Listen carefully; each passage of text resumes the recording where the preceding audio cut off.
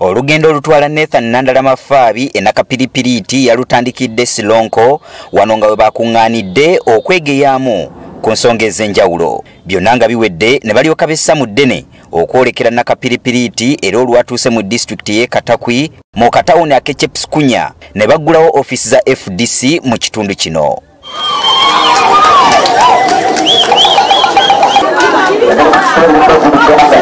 Tumepita hapa kuwaomba patia ndugu yetu, ndugu yenyu James Nathan Nandalama Fabi ambao wamesimama kama president ya nchi yetu Uganda. Nga bakamalako olutindo olwawula Sebei ku Karamoja, Nandalama Fabi yaniriziddwa mu mizira.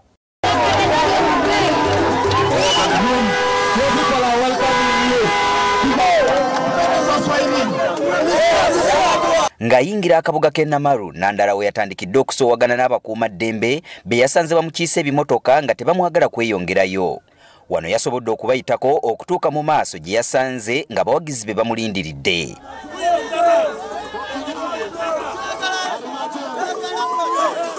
Bwe yabadde ayogerako n'abawagizi be yasoose kukolokota poliisi olw'okumutaataaganya ate nga babadde bakimanyi bulungi nti olunaku olwaleero alina kubeera mu disitulikiti eno era n'asuubiza abeeno okubataasa ku bantu abeerimbika mu kukuuma ettaka ly'ekkuumiro ly'ebisolo mu kitundu kino nga basala olukwesikwesi olw'okubagobaganya ku ttaka.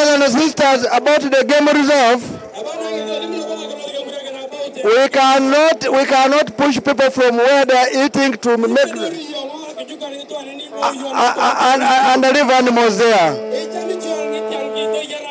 They can't grab your land. I give you assurance that vote me, you will enjoy your land. There will be no evictions here. If anybody has lost land, you will be given his land. Nandala bano yabasuubiza okukuuma ebyobugagga eby'omu ttaka ebiri mu kitundu kino nabo abantu mu kitundu kino basobole okubiganyulwamu. We have the most fertile land. We have the best national animal wildlife. We have the biggest number of minerals. We want to make sure this works for us of people of Karamoja. I am coming to ensure everything in Karamoja is for Karamoja.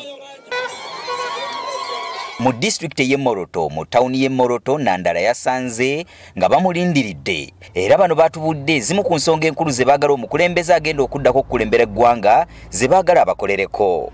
Tukoye obwavu Parishimodo basosola kale Moroto tufuna obuzibu mu mazzi ekidomola kimu ku taapu 2 n'atusitulako 2 bye bina kwegamba embeera etukalibiriza tusaba tuyambeko ku mazzi.